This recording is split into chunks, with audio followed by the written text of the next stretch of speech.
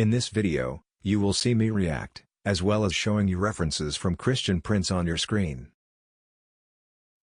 East of Asia, they can join us. Look like the gentleman is calling. Hello? Hello? Yes.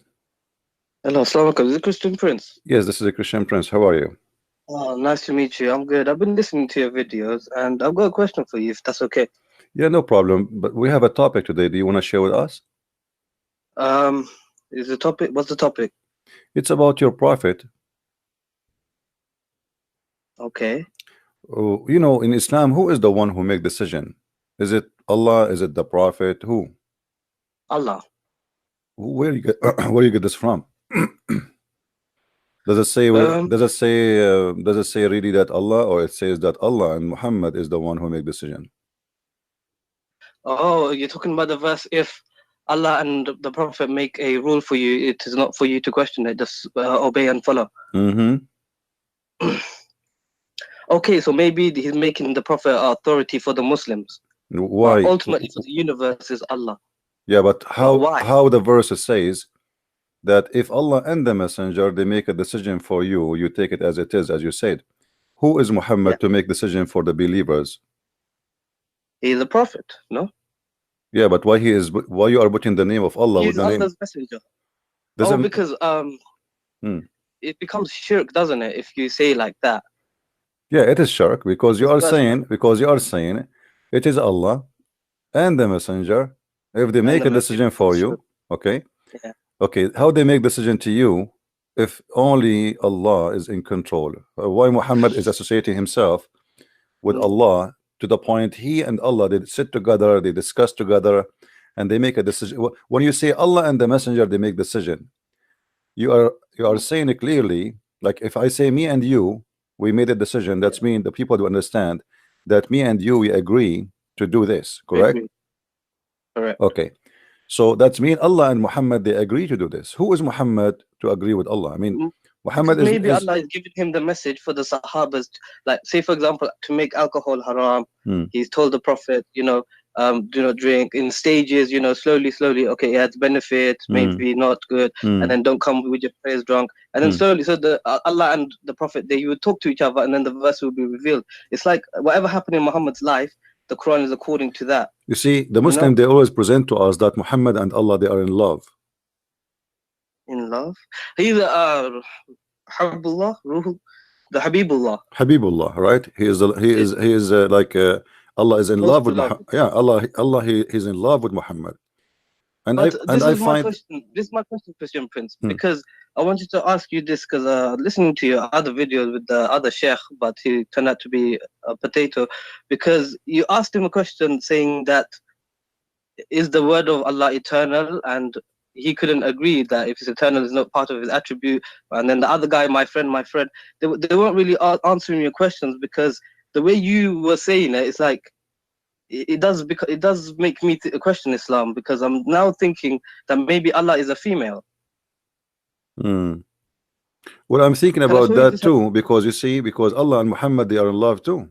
I mean, if you look at the verse we are quoting together, and you agree that the Quran all over and Islam teach that Allah is in love with Muhammad, but not necessarily Allah is a female, but Allah maybe a male, but they are in love Muhammad I read the Hadith Qudsi.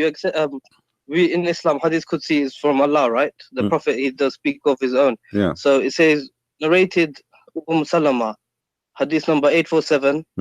Wife of the Prophet said that God's messenger, may God's peace and blessing be upon him, said, the womb is a derivative of God that clings to the loin of the Lord and asks God for its rights. So what does this mean?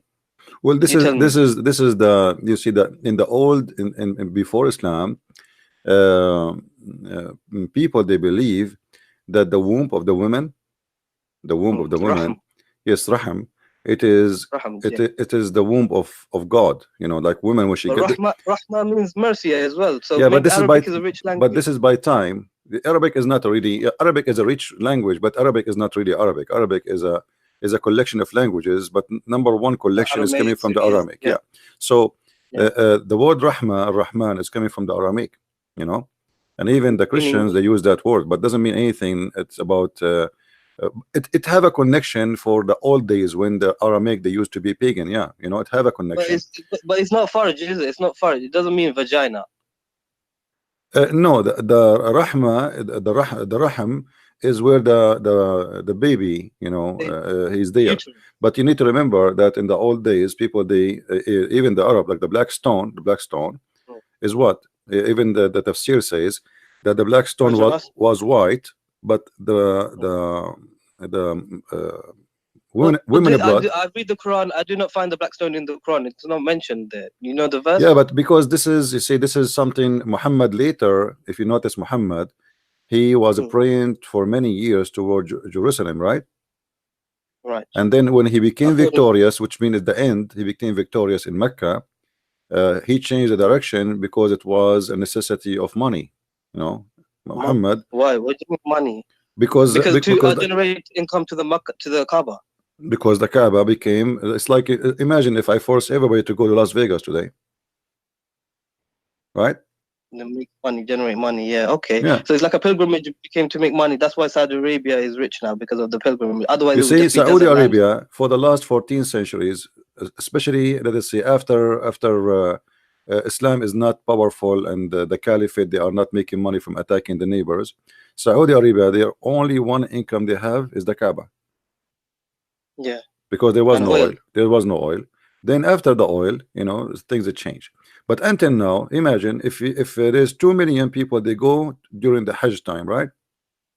And every one of them, he spend an average of $4,000 to $5,000 between airline ticket, because even the government they make a percentage from this airline. So between airline ticket and between hotel and spending money and buying gifts. So if we But how do you know these hadiths are real? Because it came 250 years after. Imam Bukhari, he didn't even live in Makkah. So how do we know this is authentic? Even the Sahih hadith? books. What hadith you're talking about? And any hadith, the whole Sahih. My friend, Bukhari, how we know even the Quran is Sahih? Because the Quran the hadith is older than the Quran, in case you do not know. Who wrote the Quran then? There's no Quran. Where is the Quran? Do you know the Quran? Quran, I have it. No, I have the Quran. No, you don't have the Quran. This is the Quran written according to someone recitation of Hafs, but nobody have the book of Hafs. Where is the book of Hafs? Hafs bin Asim? Yeah, where is the book of Hafs? No one has this manuscript. Nobody have a book of Hafs. No, nobody. They have a copy. They have a copy. They have a copy in Egypt. They claim it's 300 years after Muhammad, which mean in the end of the 18th centuries. They have copies in Samarkand, Birmingham manuscripts. What about those? They are different. The Birmingham is one page, you know. I mean, this is not manuscript, and even that one is not the same as the Quran today. But the Quran of Samarkand is big difference between the Quran of Samarkand and the Quran. Even that one is not really that old. Okay, so there's the Quran of hold on. There's the Quran of Sana'a in Yemen. They found it. It's totally different from the Quran which they have it today. But even all of them, they are not old still, but they are different. So if everyone knows this, why people don't leave Islam then? What do you mean? Know. Who said they know? How many Muslims do know what even Islam is about? 99% of Muslims, they do not know what Islam. I will explain to you why. You asked the question. Let me ask. You asked a question to someone when he came in. He said he's a Muslim, and you asked him, what does it mean to be Muslim, and he couldn't answer because he told you it means someone to submit to the will of Allah. This is not. Why is this not correct? Because the word submit does not exist in Islam. Islam? No, you see, even the word Islam is a theft. Muhammad. Have you ever heard of a guy? His name is Musaylama, the Muslim. They call him Musaylama. But this is not his name. You know, they make fun of him. His name is Muslim. They change his name and they start making fun of him. They say Musaylama. Musaylama in Arabic is like you say a car, a caro, like to make fun of the car, like it's a small car. You know, like you say rajul rujail, like to make fun of a man, you know. So you make him like you give him a small name, like a nickname. Yeah, like a nickname to insult. See, so this guy, he claimed to be a prophet. His name is Muslim, and now even in Islamic history books they changed the name, and his his God, his name is he called himself Ar-Rahman. If you go, if we go, me and you. If we go right now and we check the following, let us see.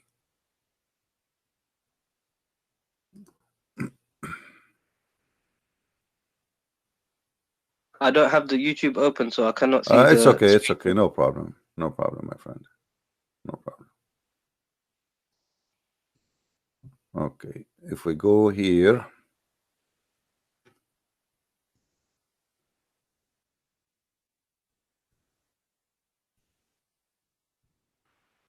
Oh, this website is not working. There is a verse in the Quran where it says to Allah all the good names. Have you ever heard of the name of the verse? Yeah. Allah. Yes, this one. No. All the good names. No. I'm talking about 99 names. They asked Muhammad once he decided to write the word Ar-Rahman. Before that, he never mentioned that word. So they said to him, who is Ar-Rahman? Muhammad, now he have two gods, Allah and Ar-Rahman. So Muhammad, if you go and read the story, you will find that Muhammad, he received a letter from this guy, the one your Muslims call him. Hold on. The one they call him Musaylama. They said to him, what is the name? They said to him, why you are calling your God Ar-Rahman? It says, قل أدعو الله أو أدعو الرحمن أيما تدعو فله الأسماء الحسنى. Say I call him Allah or I call him Rahman. Whatever I call him, all the good names belong to him. And this is telling you that Muhammad is a false prophet. Why? Because how? Because simply this is chapter 17 verse 110. So until now Muhammad he never remember that the God name is Ar-Rahman. And now suddenly he said Ar-Rahman. Why? He received a letter from that guy who is his name is Rahmanul Yamama, which you call him Musaylim al-Kadhab, which means Musaylim the liar. Surah 17 Bani Israel, yeah? Surah 17, yeah, chapter 17 verse 110. And those who believe not in the hereafter, for whom we have prepared a painful doom. This is Surah 17 verse 110. 110, sorry. Yeah. 110. Say to mankind, call to Allah or call to the beneficent. To whichever you call, it is same. His are the most beautiful names. Okay. And you, Muhammad, be not loud in voice. Here you see if Allah is the name, is if Muhammad, you see Allah is a word mean God. No, Allah is a name. No, it's a name, my friend. It's a name. The word God. Al-Ilah, Allah. No, Al-Ilah different word. Al-Ilah is an Aramaic word, mean il-lah, which you see like in same in Arabic we say Ar-Rab. The al you know in Arabic is the, but in the old language, al is a word mean God, and sometimes the word appear in the beginning. Yeah, but el is a word. No, el later became el in the even in ancient Hebrew. In the beginning, like Israel was not Israel, it was Israel. Ishmael was not Ishmael, it was Ishmael. Okay. So the language evolved over time. This is what you're saying. Yeah, in the ancient Hebrew, it was al, not al. So by time it became al. But the name of the God of Islam keep the old word, the old Aramaic word, which al. So, but who is the pagan god of Islam? It was Hubal, not Allah. So how can Hubal? You see, Huba, al is the word mean God, same as Baal. You know, yeah. So. Al is a word inside the name of Allah, and that will lead us to al. And if you go to chapter 1 verse number 2, it says Alhamdulillah lillah. Okay, li in Arabic mean two. Lah is the name of your God.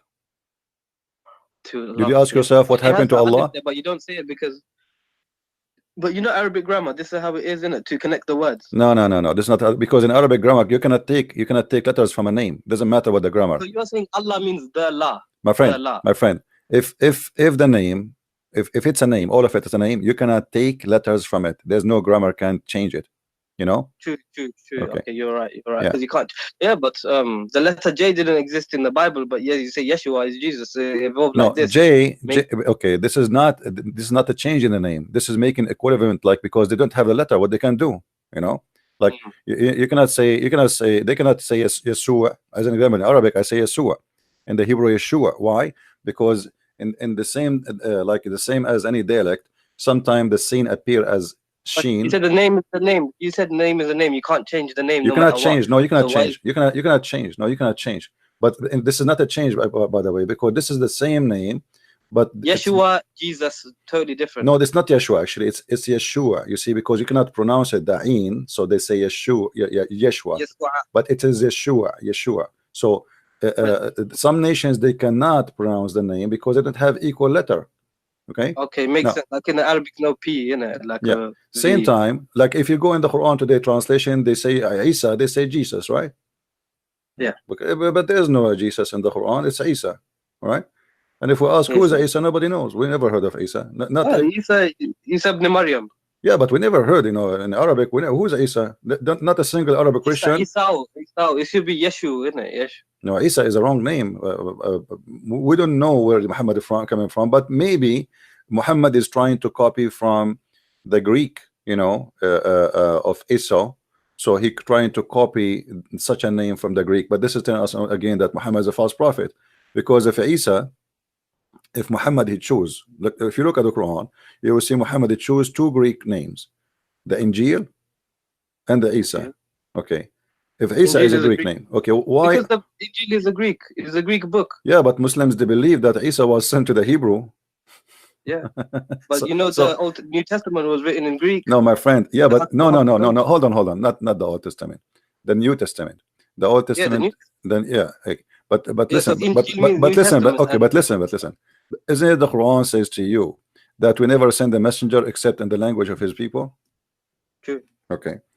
And Muslims, they keep repeating that Isa was sent to the Jews. So how he sent to the Jews, yet he speak to them in Greek?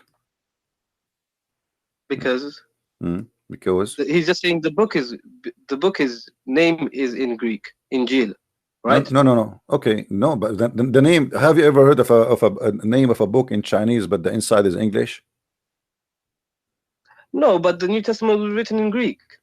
Yeah, well, that's what I'm saying. That's mean Muhammad. That's mean Muhammad. You are right, but Muhammad, the New Testament, first of all, is written in 3 languages, major 3 languages, and there are other languages. But this is not the question. The question is, if Isa is sent to the Hebrew, why his name? Who is the one who gave the name? The name, is it Allah or Isa? Allah.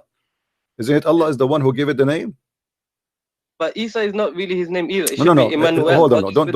Don't mess things around. Focus with me. Who is the one who named the book of Isa Injil? Is it Isa or Allah? Allah. This is his book. Correct? It is the book of Allah, supposedly. Okay. So why Allah he choose a Greek name for a Hebrew messenger? 1 second, Christian Prince. Sorry. Yeah. What? No. I'll come back later. Yeah, I'm busy. I'm having a debate. Yeah. Oh, what? Are we on YouTube right now? Yeah. Do you hear me? Do you understand what I said? Yeah, I did. But we know that the Bible was written by men inspired by God. So this is what God is saying. It's his book, but he inspired it through the men. My friend, doesn't matter. But doesn't matter. The name Allah book is not according to Islam. There's nothing is called the Bible written by man, inspired by God. Islam believe that every word sent is sent by Allah, word by word. They don't believe. No, that's only for the Quran. Only for the Quran we believe this. No. Everything is inspiration from Allah. You can't tell me what the Muslims believe, because this is the belief. Because you do not know what you believe. Since when you know what believe? If I ask you now what Allah means, do you know? Allah is the God. Where you get this from? What do you mean the God? I'm asking you what it means. I'm not asking you the God. I know that this is the name of your God. What the name mean? What the name mean? Yeah. That's what I don't know. See, here we go. So don't tell me that how they teach the Muslims. I don't know. If I ask you what Isa mean, do you know? Isa? Yeah. Hairy? What hairy? What? Isa comes from the hairy. What hairy mean? Hairy? He have hair? Hair. That's funny. I'm not an Arabic speaker, my friend, so I don't know. Okay, not only you, all the Muslims do not know what Israel mean. They do not know. I'm from what Bangladesh. what Abraham what Abraham mean. What Abraham mean. They don't know what Jibril mean. They don't know what Israel mean. Or they don't know what Mikael mean, because Abraham means like someone who crossed over to the other part. But then yeah, God showed him his name. Abraham, yeah, you are watching Abraham. me. I understand, but this is not in Islam. You learned that from me. Yeah, I did. Too. Okay, so what is the answer in Islam? What is the answer in Islam? There's no answer. So Islam, don't tell me that you want to teach me my religion. Yes, I will teach you religion. Even the Muslims, they do not know. Even the Muslims. Look. Let me show you how foolish Islam is. Do you know the father of Abraham? What his name in the Quran? It's Azhar. Azar. Okay. Azar. The Bible. Azar is a word mean foolish or fool. Yeah. How this has became a name in the Quran for the father of Abraham? Chapter 67, verse number 4. 67. Could you read for me, please? The Muslims, because they don't know what this word means, and including Muhammad, they said, okay, well, this must be the name of the father of Abraham, but Muhammad is copying it from someone else's book. So who did he copy from? He copied from Waraq ibn Nawfal. But how did Waraq ibn Nawfal know all these things? You know, the Waraq ibn Nawfal, even the hadith confirmed that Waraq ibn Nawfal was translating from the Bible, from the Aramaic into the Arabic. And this is but the Quran mentions a lot of things, like the gestation period of the baby in the womb. This is why it's stupid.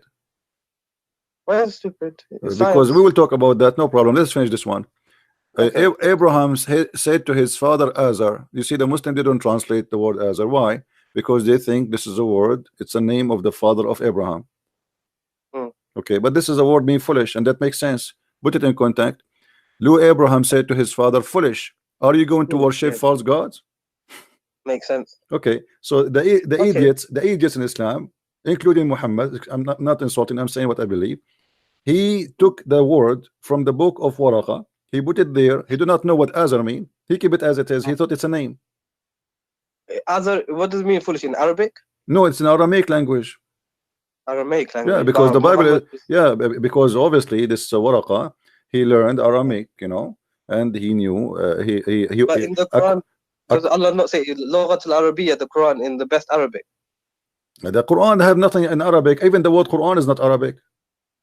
There's nothing in Arabic. It's called Quran. This is false word. This not exist. It's citation. Iqra from Iqra. No, Iqra. Even the word Iqra is not Arabic. It's in Aramaic.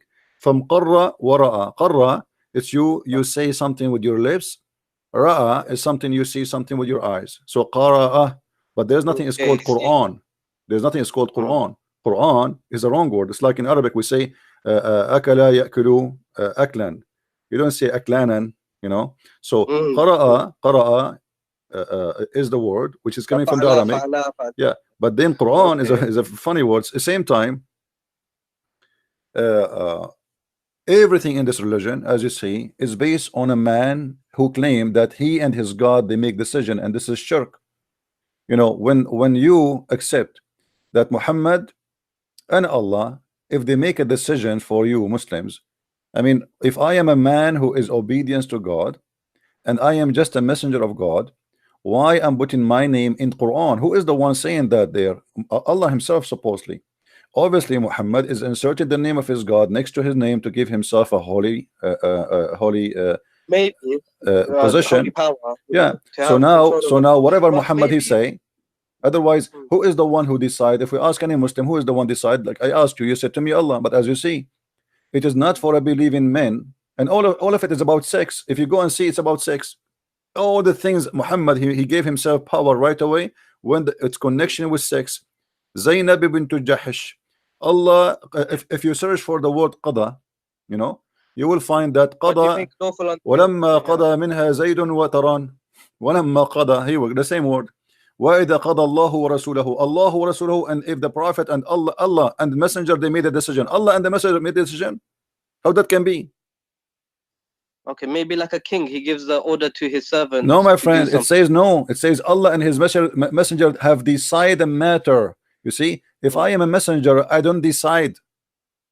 That's true.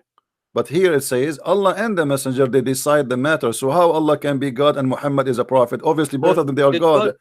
So did God and Jesus not agree upon each other? You know, when Jesus was in the Garden of Gethsemane and he's asking, Lord, Lord, take this cup from me, whatever, and then no, it's not. You see, okay, let me ask you about this. You see, we as a Christian, we believe in the Trinity, and Jesus here, you know, always Jesus, when he's on earth, he called himself the Son of a Man. But we know that in Christianity and in Islam, Jesus is a son of no man, correct? Correct. Okay. Yeah. But he called himself the Son of a Man, which means while I am in the flesh of a man, is a title.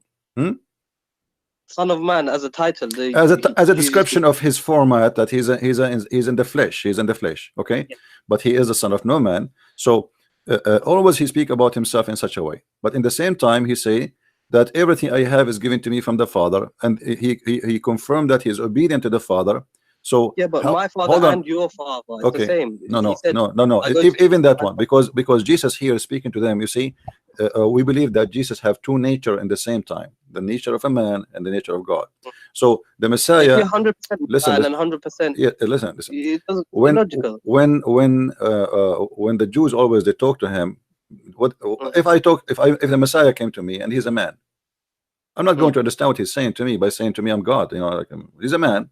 I mean, I see a man in front of me. So what do you mean you are? You know. So in order to present himself in a way which Muslim people will not go in chaos, because you know he will get killed in the first day if he says I am God.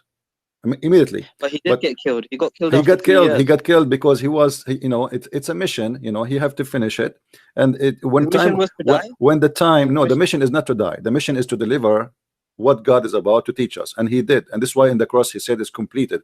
It's complete. So if Jesus didn't die on the cross, would it still be okay for Christianity? It's Christianity. Christianity is not based on the cross only. The Christianity is based on Jesus. So if he died or not, that will not really change much, except that we believe that anything Jesus he did it for us. So the cross happened, so the cross happened for us. He came to the earth, he came for us. He healed the people to show us his power and his ability. He came 2,000 years ago, you know, for us right now. That's back in the past. It's an instance in the past that happened 2,000 years ago. Still until now, my friend, still until now, there's tons of miracles happening in the name of Jesus, and they are real around the world. And me myself, I witnessed some of them. So we have God who do not need witnesses, for he witnessed for himself. Not the same as Muhammad.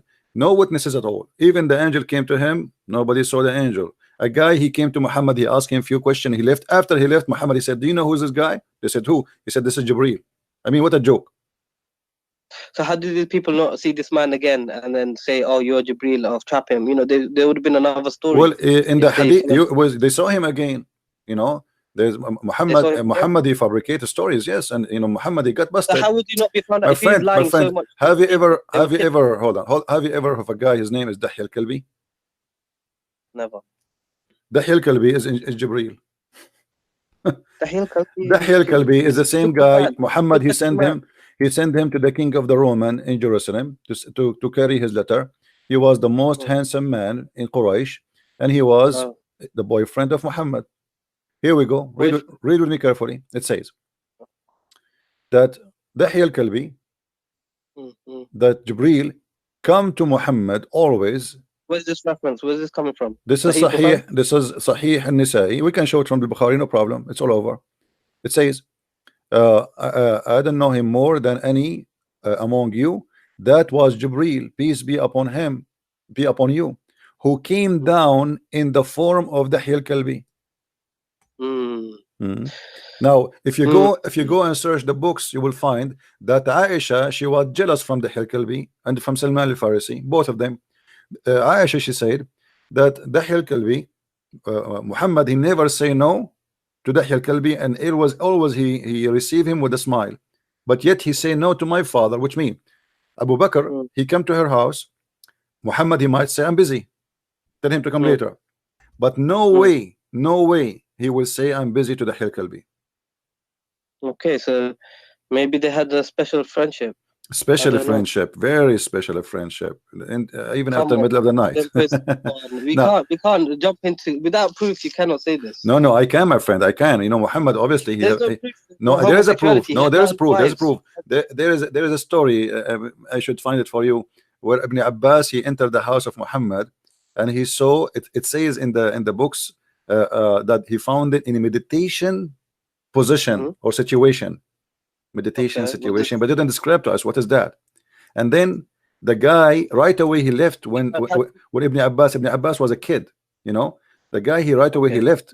So Ibn Abbas, he said to him, is that Dahya? He was with you? Muhammad, he said, yes, he looked like Dahya, but this is Jibril. Now you tell me why first of all Jibril is coming in the look of this guy Dahya. I mean now we will have two people in the street, so people will not be confused who is Dahya and who is Jibril. So Dahya now, if you want to Dahya now, he can play a scam anytime. He can say I am Jibril, because the prophet he confirmed that Jibril comes in his image. So if Jibril does choose to do that because maybe he doesn't want to scare the Sahabas to give Prophet the messages, why not? Why is it not possible for him to do that? Allah is possible to change the form of Jibril to make Dahya Kalbi to talk to. But why a guy he is next door neighbor for you, and he is the most handsome man in Quraysh? Why? And the man who come always to Muhammad anytime. You see, Aisha, when she mentioned that Dahya he come always to Muhammad, she did not say Jibril, she said Dahya. So she's always talking about the same person who is Dahya, that always is welcome in the house of Muhammad, and Muhammad never said no to him. And Aisha is jealous, because why this man he have a special treatment? This is Dahya, this is not the angel Jibril now. So Muhammad obviously he wanna give an excuse why this guy he come anytime, why this guy he can be found. Be the one who squeezed him at the cave. The one who what? The one who squeezed him in the cave. Nobody squeezed him in the cave. This is a lie. I mean, that's the story of the squeeze in the cave. This is the first story of Islam. My friend, let me ask you. Just to prove easy that the story about Muhammad being squeezed in the cave is a lie. If an angel he wanna tell you read, do he need to squeeze you? Maybe. Why? What the squeezing will do? Maybe like send blood to the brain so he could read. Okay, let us say this is the reason. Jibril is a Dr. Jibril now, so he know what the blood will go where. Okay. Do it in the Dr. Zakir nice voice. Hold on. Muhammad, he been squeezed 3 times. Did he understand what the angel want? No. He said Iqra. Yeah, but still Muhammad is keep saying to him, Ma ana biqari. He never said I understand. Right? He's squeezing him 3 times. Did Muhammad say now okay I got you, I will read what? Let me read? No. Same time the story is stupid. How you say to him Iqra when you are not giving him paper? Because Iqra, you remember when we speak about the word Quran and Qara? You have to read, you have to see something, and you have you know. Now the Muslim they say Yaqra al-Quran is me recite the Quran. That's false. There's nothing. No, he was showing something by Jibril, the tablets, Lahu Mahfuz. No. They never give him anything, my friend. I can show you the hadith. There's no such a thing. Show me the hadith. Show me the hadith. Okay. Let us see. You know the tablet, the Quran that we have today. Read with me, my friend. Read with me. The Muslim they fabricate tons of stories to cover the problem of this religion. Read with me here. Okay, this is Sahih. Yeah, this is Sahih. This is Sahih Bukhari. The messenger was in the form of good, righteous, and true dream in his sleep. He never had a dream, but that had come true like a bright daylight. He used to go in seclusion of the cave of Hira, where he used to worship Allah alone. Continuously for many days, nights, he used to take him to the journey, the food for that stay, etc. Okay, and then come back to his wife Khadija and take the food, etc. Okay, till suddenly the truth descended. The truth. Imagine how insulting this is, because if Jibril is the truth, that means he is God, because this is one of the names of Allah, Al-Haq. The truth descended upon him while he was in the cave of Hira. The angel came to him and it asked, my friend, hold on, let us read together. All right. The angel came to him and asked him to read. Do you see the word read? I don't know if you can see the screen. He said to him, read. Yeah. The prophet replied, I do not know how to read. The prophet added, angel cut me forcefully and pressed me so hard, and I could not bear it anymore. Then he released me again and asked me to read. And then I replied, what does ma'ana biqari mean? I cannot read. Huh? Ma'ana biqari means I cannot read. Well, according to the Muslims' understanding, which is very funny and very stupid, sorry to say, Muhammad, I believe he was not saying I cannot read. I believe he was saying read what, you know? Yeah, read but, what? Yeah. But as long as what the Muslims believe, we have to go with it. What we can do. No, this is the scholars. Scholars are infallible. They're not infallible with they're not ma'asum. No. You see, the problem is your prophet. He don't talk. He do poo-poo. Each time he say something, he destroy everything. Muhammad, he said that tajtami'u ummati ala batil. He said my nation will not agree upon something. It's false.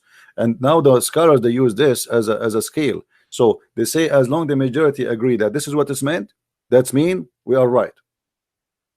That's it. You know. So Muhammad. So if everyone tomorrow, no, this is not right. This is ijma of the scholars. This is not right. No, he said that, my friend. Let me show you the hadith. You know, you have no idea what are you talking about. No, I believe the hadith. I believe the hadith. Yeah. But how they interpret it is up to you. You know. No, there's no. They are right. You know, if he is a true prophet, their interpretation is right. So my nation, they will not agree upon something is false. You know. Here we go. Read it. You see, this is a hadith. Every Muslim believe in it, and it's a confirmed by all of them, and they use it as a scale for anything they do. All right. So my nation will not agree about something. They will not unite. They will not agree about something misguided or or wrong. So now they will see, okay, as long as the majority they agree with this, that's mean here we go. The prophet, he gave us the scale how we can make a decision. As long as the majority agree, it must be right, because this is inspiration from Allah. Now, if we go back to the story where Muhammad being squeezed 3 times, regardless if it is he's saying to him read, and Muhammad says I cannot read, or he's saying to him read what, still the story is stupid, because if the angel is saying to him read and Muhammad saying read what, I mean, why the angel squeezing him and repeating the same thing? I just told you read what. Tell me what read what. Okay. That's it. Okay. You know what I mean? So, maybe something happened in the cave, we do not know. What happened? He lost his mind. My friend, come on. This is a story. Supposedly this is a godly story. I mean, this is the first day the inspiration coming to Muhammad. This is a big day, and look how silly and look how stupid. So he squeezed him 3 times, and the question now, why 3 times? The Christian believe in a Trinity. Why everything in Muhammad life is 3 times? So when Jesus was first baptized, listen, when Jesus was first baptized, and it says in the gospel, he heard a dove coming down from heaven and a voice from the heaven saying, this is my son, you shall blah blah blah. So if everyone heard him, everyone should believe that this is Jesus, but no one heard him, because in Mark it doesn't mention that. It's only in the later gospels of John it mentions that. So you can see that the Bible is not really my friend. No, my friend. My friend. You see, the Bible is written by four writers, and everyone, we do not need to repeat the same story exactly the same, because if we do, then there's no point of having 4 books. There's no point. If I am letter by letter the same. As an example, let us say I was in the front of the cross. You will see that this disciple, they report what been said, and what been said based in what they knew. So this person, he said, the Roman he said this, they thought that Jesus saying Elijah, you know, Jesus was saying Eli, Eli. So they are reporting what people heard, what people they thought, what people etc. So this could be misinformation. No, this is not misinformation. This is true. This is what happened. So if I was there, according to them, according to their eyewitness. Yeah, but this is they are reporting what they thought it's hadith. It's hadith, the gospel, the full gospel. But this hadith, my friend, is coming from Muhammad. This is not from someone else. Muhammad, he went back, he told Khadija told us, and told Muhammad himself, he told everybody. So this is what Muhammad he witnessed for himself. There is no witnesses there. There's no four witnesses. There's no Luke. There's no Mark. There's no John. There's nobody.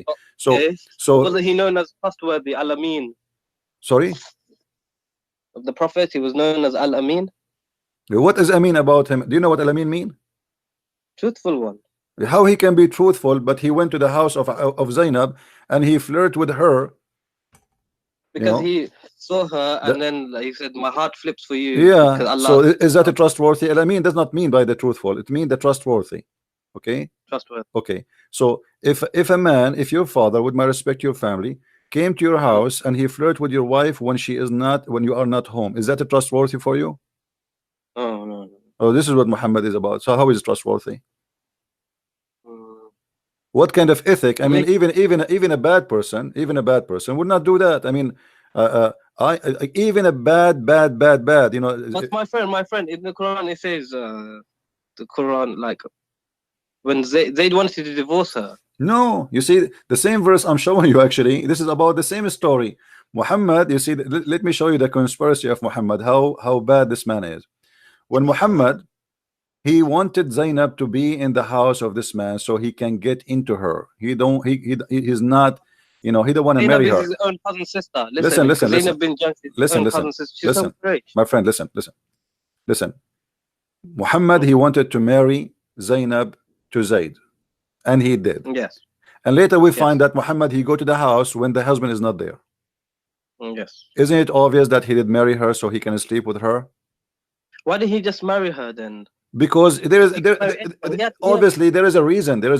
Obviously there is a reason. We do not know what the real reason, but obviously Muhammad, he worked hard to get this man married from this woman. And he even make it as a decision from Allah. That's it. Don't discuss. Okay, so I am making a decision and Allah make a decision, and later we find, you see, if Muhammad did marry this woman to this person and Muhammad never do something wrong with it, okay, we'll say, okay, this is his son and this is the father, he decided to marry this woman to him. That's wonderful. But we notice now that Muhammad, he have no ethic and he have no problem. I asked the question to my father. He said because Allah wanted to show that it's okay to marry your adopted son's wife, but then later on in the verse he like cancelled out adoption. So I don't know if that'll make sense. You see, hold on. If Allah want you to marry this woman, if you notice with me, all Muhammad, he claimed that Allah, it's here قَضَى اللَّهُ وَرَسُولَهُ, Allah and the messenger, they decide the matter. That's it. Okay, so we marry Zainab to this man. Then right away, verses after, Allah, it says the word قضى ولما قضى زيد منها وترى, when even the sentence is disgusting, when Zayd, because what قضى منها وترى, which means he have enough of having enjoying her, you know, I mean, it's disgusting. It's a filthy way. قضى منها وترى. You see, the water, you take water, you say, like when you have a sheep, you know, you take a bite, and you eat from it, you know. So he ate enough. Huh? You take a bite from a shit? No, a sheep. So like if you are eating, you know, so you take your share of her. You take your share of biting, you know. And here is about sex. Yeah. Okay. So now he have enough sex with her.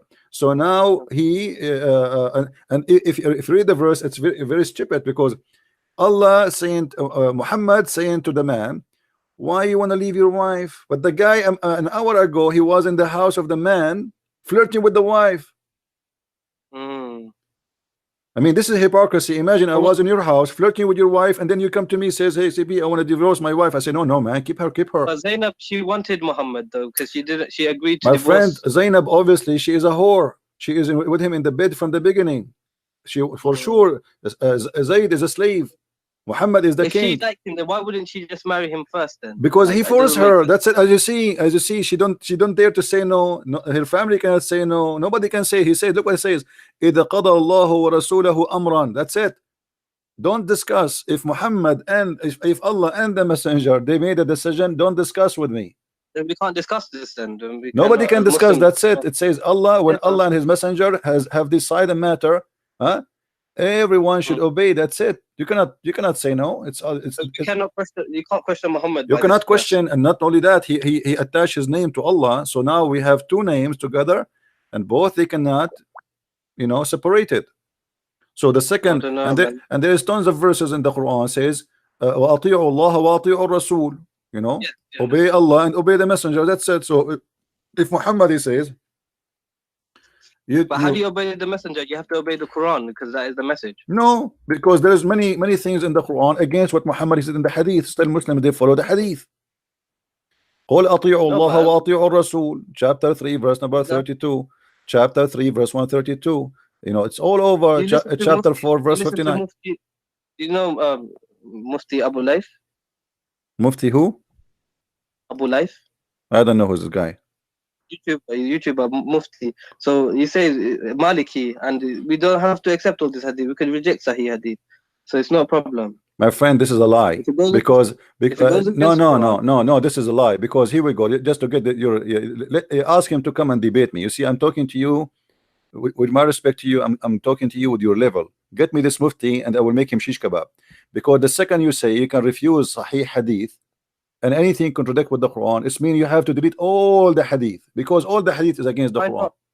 All the hadith is against the Quran. Let me tell you why. Let me tell you why.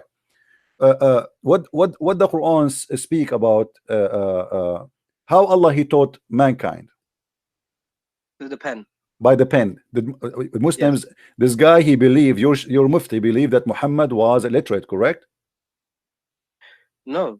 Actually, he says that Muhammad could read and write, because according hold on. to Muhammad, he can, even that would be a problem. Let me show you why. Because if Muhammad he couldn't read and write, then still Allah have to teach him by the pen. Did he give him anything by the pen? No, that's surah. No. He gave this الذي علم بالقلم, chapter 96 verse number 4. الذي علم بالقلم علم الإنسان ما لم يعلم. Okay, did Allah taught Muhammad anything by the pen? He taught mankind through the pen. No.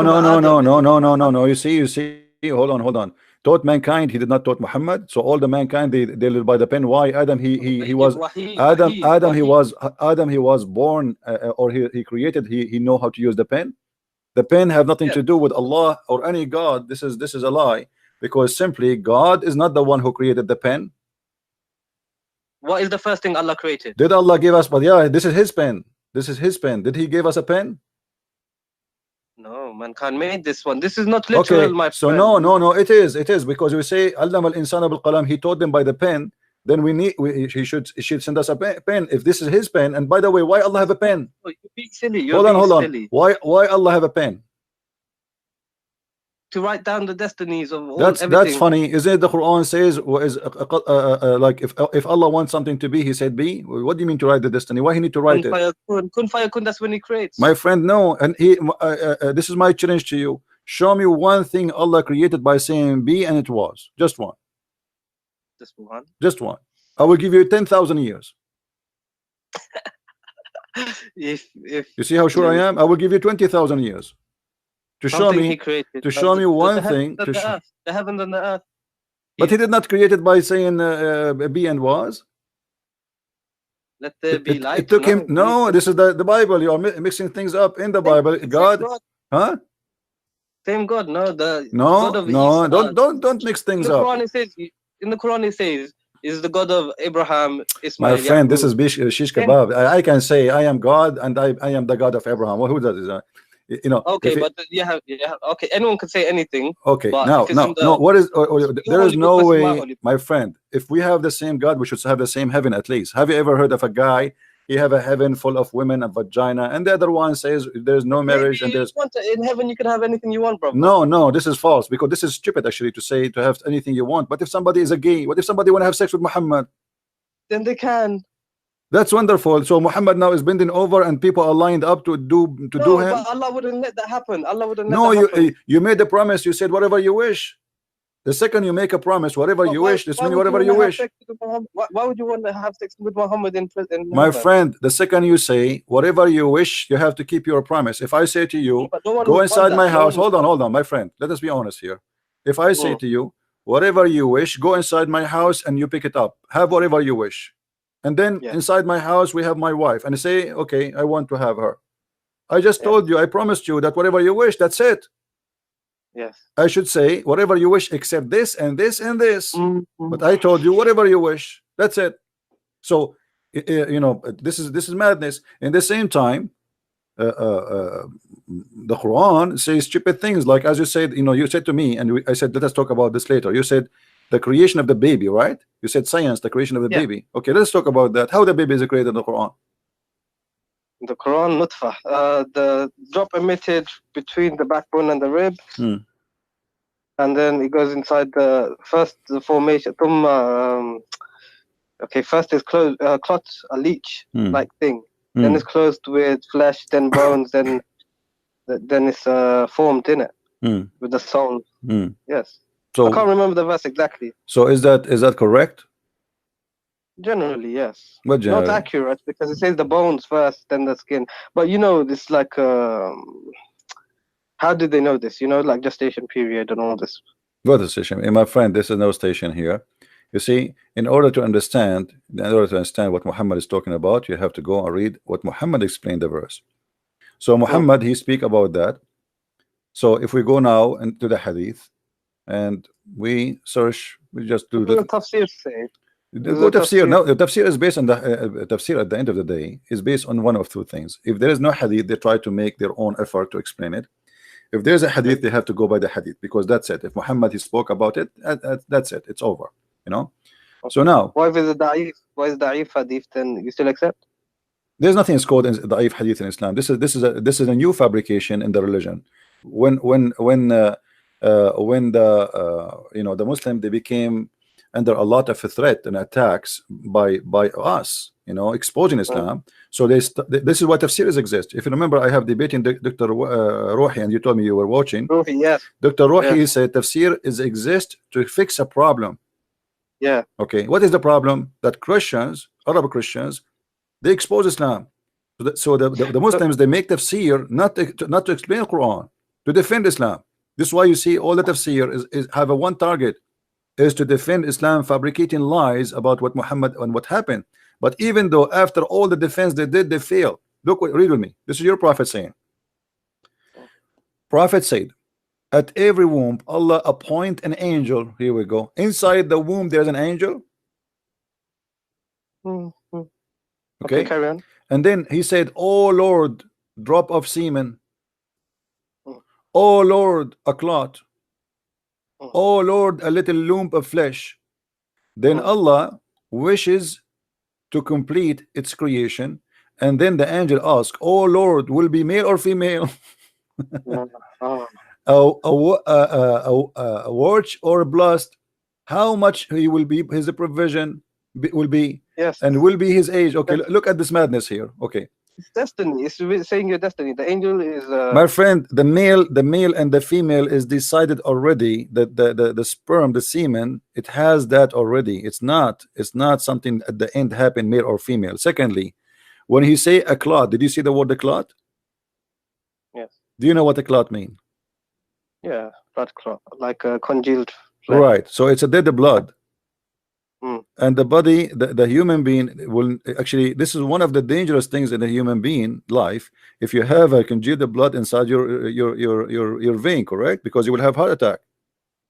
Yeah. So how he says such a thing? So everything here is wrong.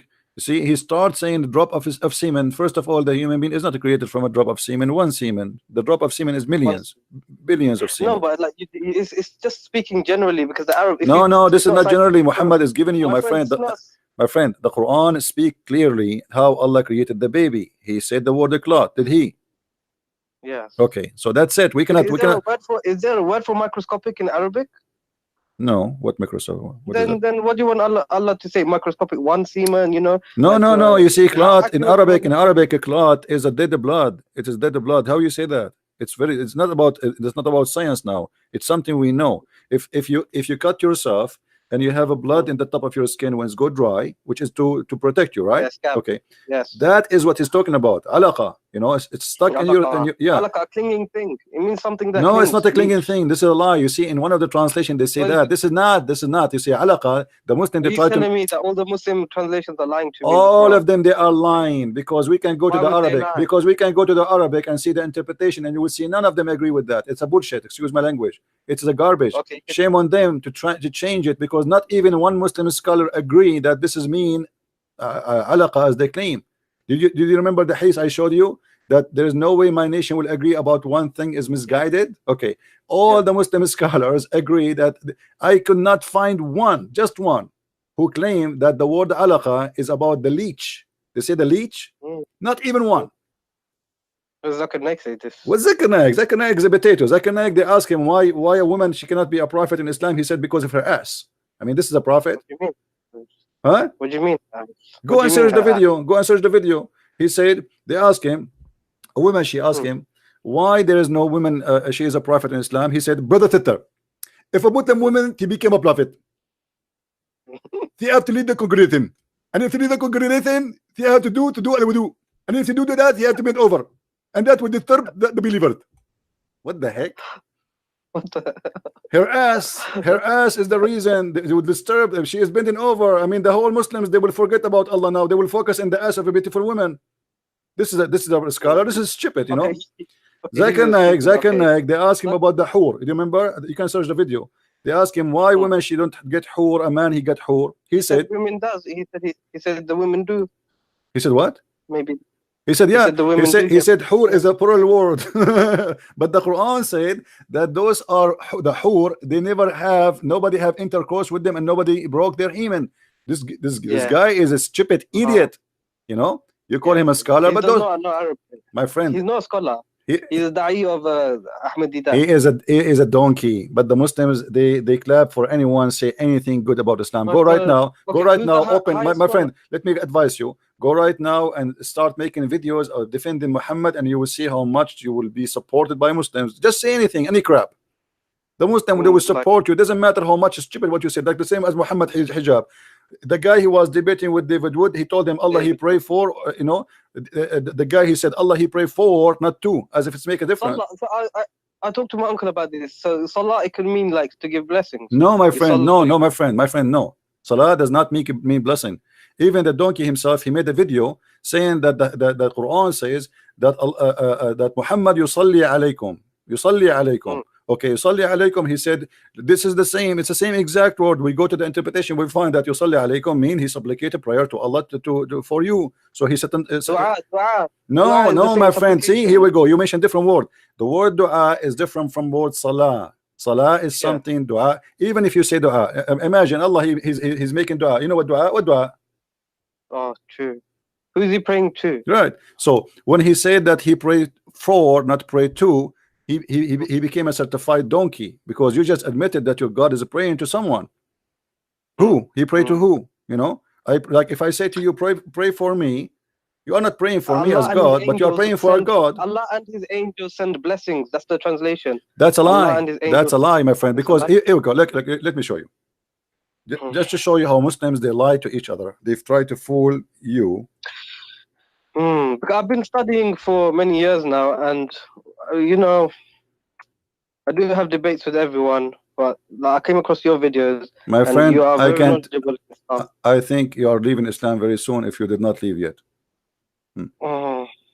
If you go to the you know, you sound a smart person, and you are not a donkey who like to be a donkey, because some people, they choose to be a donkey.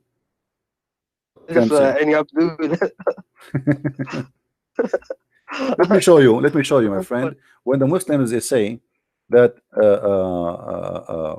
that the word yusallun means sending blessing, let us analyze together. This is the Quran. I will put it in the screen. Okay, this is the fast translation made by Muslims, but let us study this and let's together at this fast translation. Okay, wait for me. Let us zoom in more. Give me a second.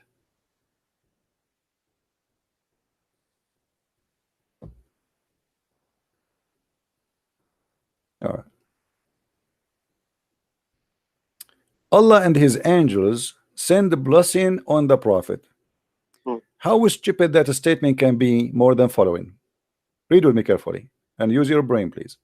If Allah, he sent a blessing to you, my friend, do I need the blessing of the angels?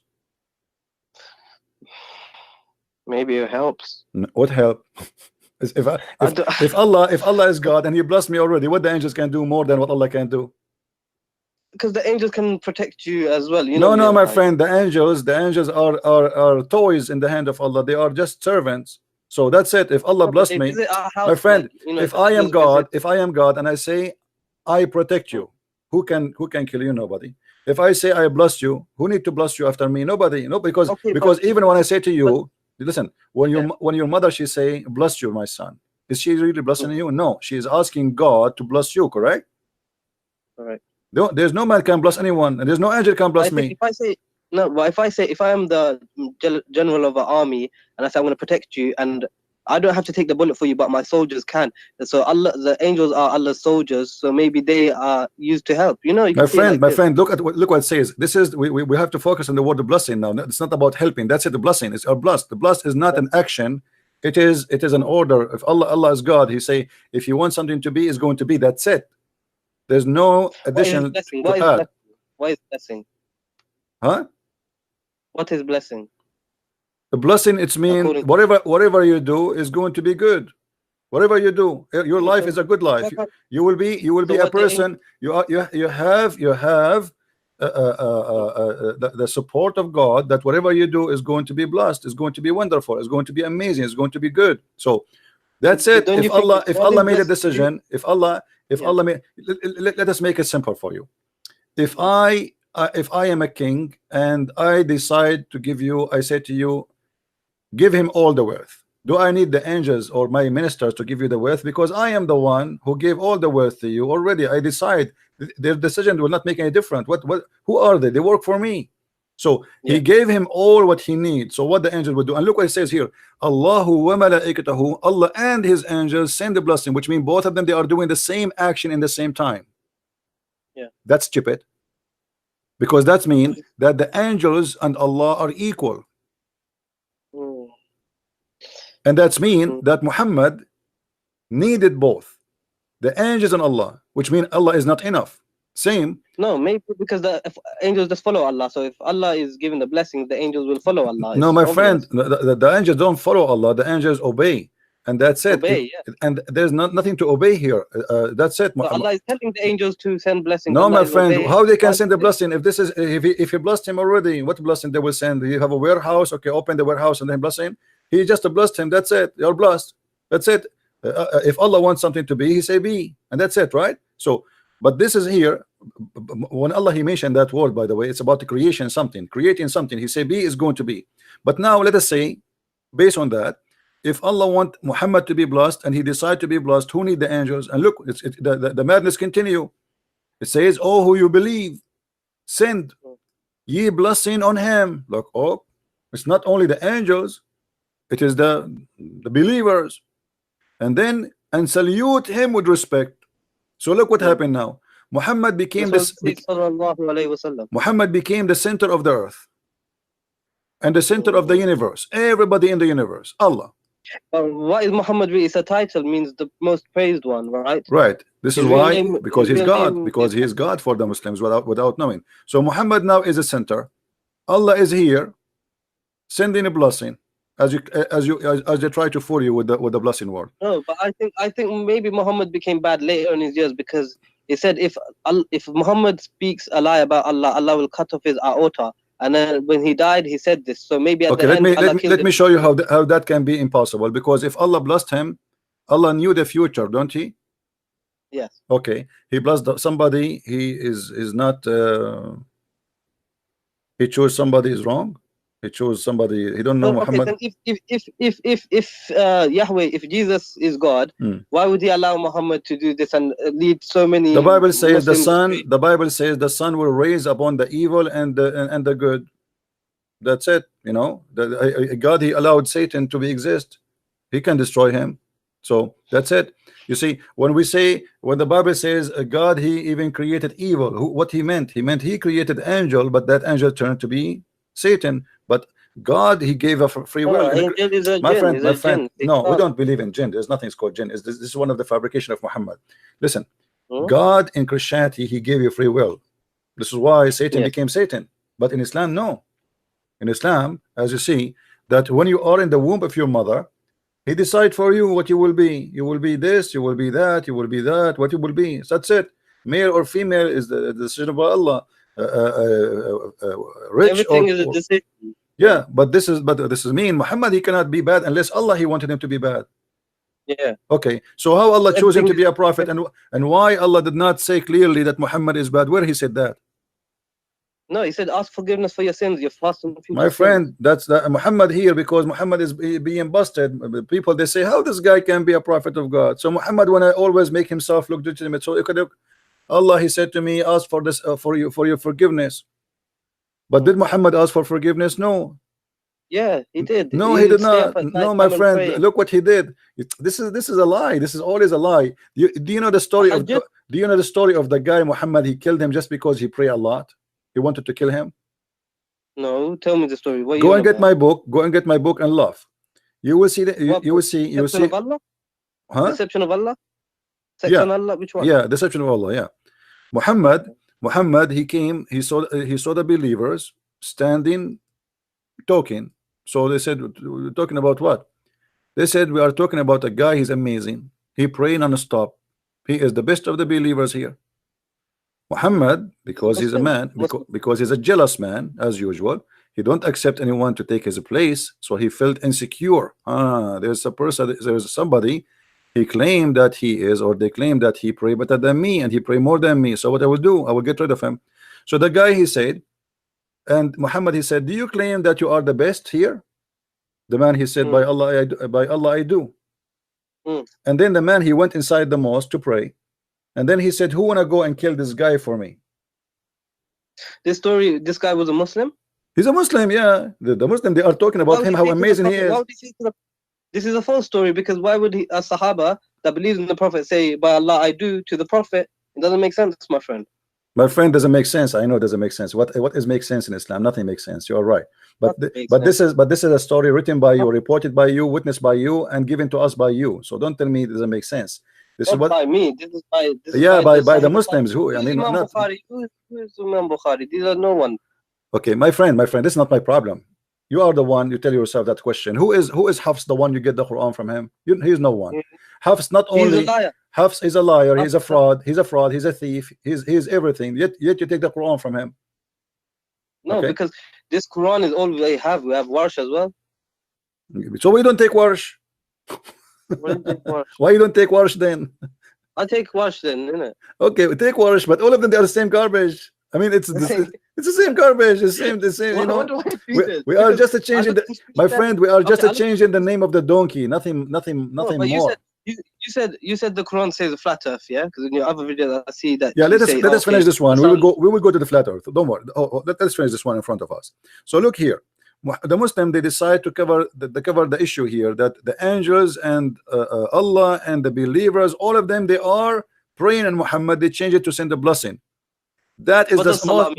That is the most. Salawat. Tell me what does this Salah mean? Is a prayer. That's it. Communication.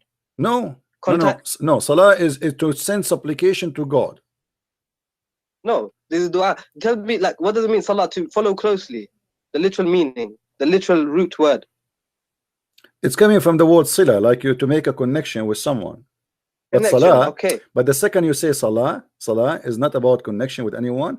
It's about praying to God. As simple as that. Sorry, this is why in the Quran. I'm going to use the bathroom. This is why in the Quran. Christian Prince. I don't want to be rude. I'm just going to use the toilet. 2 minutes. I will be back. Okay. All right. Don't forget to make the prayer. The Prophet, he said, otherwise Shaitan will play with your anus. Remember that. Right. Yeah, because if you don't do it, my friend, you will stay there for 10 hours, as the Prophet said. Go ahead.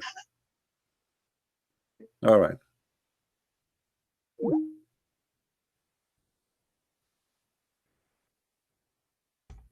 Who's next?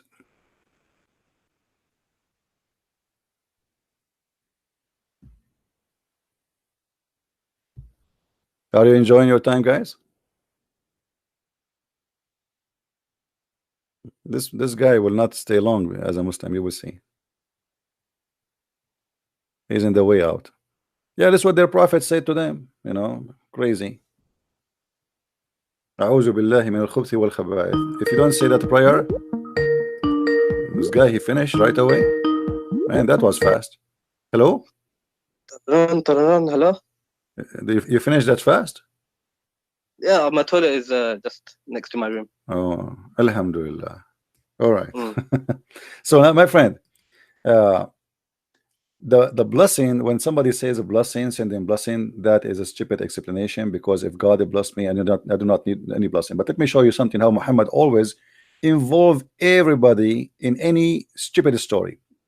Do you know this? Because you said salawat. Hold on. You said salawat means connection, right?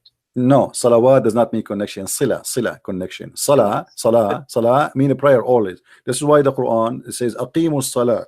Aqimu. Establish contact. No. Establish the prayer, because prayer in Islam is a special action, involve physical action. Involve. No, don't argue with me. You know, I can prove it easy. So if we go in the Quran, it says chapter 6 verse number 72. Aqimu salat. Do you see it? I can't see the screen, but you could read the chapter 6 verse number 72. Establish the prayer. Okay. And this is mentioned again, you know, in other verses. Let us see. If we take the word salah, just to show you how wrong you are. Chapter 2 verse chapter 2 verse number 3. Let us read together. The Muslim translation, not mine.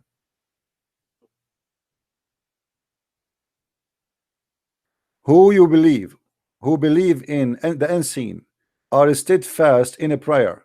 You see, in a prayer. This is what salat mean. You can go and you will find just the Muslim translation. My friend, I don't need translation. I'm reading for you. What translation you like? No, because you don't agree with the Muslim translation. My friend, I don't agree. That's why I can read, because I read in Arabic. But for you, do you know Arabic? No, you know Arabic, so you translate to me. I translate for you. Establish the prayer. The prayer is not a dua, is not tasbih, is not just saying a few words. You have to do certain things. See, the Quran mentioning the word salah in a specific way. So when we say, how do you do salah? How do we do salah? You have to stand in a certain way. You have to do ablution before that. You have to say certain words. You have to repeat Muhammad words. You have to do exactly that is salah. Anything else is not salah. Anything else is dua, is you know, asking God for your own favor or whatever. But the Quran doesn't mention how to pray salah. It just gives like, okay, stand, bow, prostrate, and lie down. No one lies down. My friend, this is not the problem. The problem is the word salah. The word salah always come as what we said. Establishing prayer. Anything else is not salat. Anything else is not salah. It can be tasbih. Tasbih, praise be to Allah. Dua, supplicate your own request, your own. You can say whatever you want. That's not salat. Salat is only you. Salah is namaz. This is what you're saying, yeah? Salah is what? Namaz. What do you mean namaz? What does that mean? Namaz. Salah. You know, we go to the mosque, pray Friday Jummah, like this. Not necessarily. You can do it at home, but you have to do it in a certain way. You have to, you know, to do ablution, and then you do salat. Whatever Muhammad he taught you to do. Anything else is not salah. The 5. Okay, so you're talking about. So Allah does salah. Allah, you're telling me Allah does, and His angels do salah. Like, Allah, He did salah. Absolutely. Allah did salah. You see, Allah. Read with me. Chapter 2, verse number 83. Allah, He ordered the Bani of Israel, the children of Israel, wa aqimu salat wa atu zakat. You see, those are obligation. Dua is not obligation. Salah and give charity. Yes. Yeah, this is obligation. So what is obligation in Islam? Is to do salah. This is fard. The rest is not fard. Yes. Dua is not fard, you know. Yes. But salat is a fard. That's it. And when the second we say salat, you are the one who told me Arabic is a rich language, correct? So there's many words for the word blessing. Yes. Barakah. So there is no need to use the word salah. Obviously, he's speaking about salah. That's it. Allah did not speak. So Allah is doing salah. Allah is doing salah. Muhammad is doing salah. The Muslim doing salah. The angels doing salah. Everybody doing salah. And Muhammad hijab, he says, Allah he pray for, not pray to. Suppose he's smart. Now, yes. Now after he needed to clarify this, he did already. He made a video to fix this guy. He tried to fix it. He made it blind. You know. So he made a video. They will never get close to me. I see Speaker's Corner are very like. So I watch all of these guys, and like Ali Dawa, I don't like him. He's a kid. My friend, Muhammad is a very intelligent guy. I thought he was made very good. He is not. No, he's an idiot. Actually, he you know, this guy is a shame for the Muslims, and I'm glad that he did that debate. Okay, I see David Wood on YouTube. Why he doesn't attack Islam when they're debating? He was like a little mouse. Like David Wood was a my friend. I don't wanna talk about David Wood. He did what David Wood. He asked him many. Listen. David Wood. He asked him many serious questions. I agree. David Wood, he did not do a good job to put him in the corner, to like he get a chance to destroy him immediately. But he's not a debater. David Wood is not a debater, and he is not. Yes, he is. No, he's not. He's not. No, you see, the second you see somebody keep reading from the computer, always he is not a debater. He have something written in front of him, and he is reading from the computer. I don't mind to read from the computer to remember not to make mistake about a number or something, no problem. But not to keep reading and looking. So he's not a debater. You have the knowledge. And you have knowledge. He have, and he have. This is why they debate him too. He have a knowledge, but his knowledge is limited. At least. Christian Prince, why do you not go to debate? Listen. I am here. Here we go. I allowed anyone to call me, including you. With my respect to you, anyone can call me. Did I say no to you? No. Did I ask you who are you? No. You might be a big sheikh. You might be nothing. Who care? I mean, I don't care. So I am welcoming anyone to call me, and I'm almost every day here. Why they don't call me? So with the Muslims, they choose someone who don't speak Arabic in purpose, who have limited knowledge in Islam, so he will do the minimum damage. And the second he says something, they start making fun of him because he don't speak Arabic. Yeah, right. Yeah, that's true. And then that stupid idiot Hijab, he said to David Wood, like you do not know Hebrew, you do not know Arabic, as if he knew Hebrew. And then he said, Emmanuel mean God is with us, which is a stupid. Everybody was laughing. So it does mean that. It does not mean that, absolutely. Sorry, I said Elijah. He said Elijah is the same as he said Elijah is the same as Emmanuel. So he said Elijah mean God is with us, and this is stupid of him to say. So everybody was laughing, but David Wood there, he have a chance to laugh at him and say, look what he said. He said Elijah, this is stupid to say. And he said Allah is, but he was speaking in respect to the person. I don't know why. For me, if Muhammad Hijab was not very respectful. He was very rude. He was trying to be comedian. He avoid answering any question. And the Muslims, he started with the Quran. I found that really annoying when he just started singing. And he started singing and he started etc. And then he said when he asked him why you Muslims you collect the spit of the Prophet and you wipe your face with it, he said okay, what is it? This is a childish. I mean, this is stupid. The guy. What is the answer? Is it true? Is it true that the Arabs fought over the poo of the Kaaba? Yeah. The what?